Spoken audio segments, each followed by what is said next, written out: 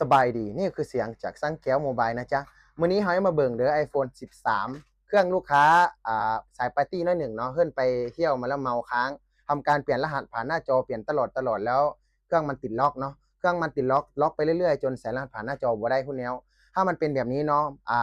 ลูกค้าว่าถ้าจื้อ ID เฮาก็ล้างเครื่องแล้วก็เอา ID ใส่ก็ได้เลยแต่ว่ากรณีถ้าบ่จื้อ ID เฮาต้องทำการได้เปลี่ยนบอร์ดเลยมันจะมี2กรณีเปลี่ยนบอร์ดใส่ซิมได้กับใส่ซิมบ่ได้ถ้าบอร์ดใส่ซิมบ่ได้ก็ราคาถูกลงราคาก็บ่แพงหลายแต่ถ้าบอร์ดปกติทุกอย่างมันราคาก็สูงเนาะ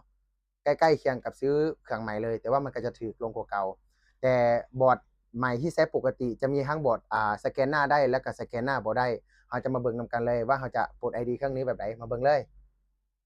วิธีปลด ID ของเราก็ง่ายๆเนาะถ้าเอารถประมาณ30หรือชั่วโมงหนึ่งก็ได้ถ้ามีเครื่องเฮ็ดจังไดนี่บอร์ดใหม่ยัดใส่จบข่าวเท่านี้เลยบ่ยากปลด ID หลังจากเราเปลี่ยนบอร์ดใหม่หรือว่าปลด ID เรียบร้อยแล้วเครื่องก็เข้าหน้าใช้งานได้ปกติเบิดทุกอย่างแบบนี้เลยเด้อนี่เหรียญเบิ่งลื่นปื๊ดทุกอย่างกลับมาใช้งานได้ปกติเบิดทุกอย่างเด้อใช้นอกใช้เน็ตใช้ซิมบลูทูธ Wi-Fi ได้เบิดเลยกล้องแกล้งได้เบิดทุกอย่างเลยเพราะว่าเป็นบอร์ดปกติเด้อขอบใจที่มาใช้บริการร้านแก้ว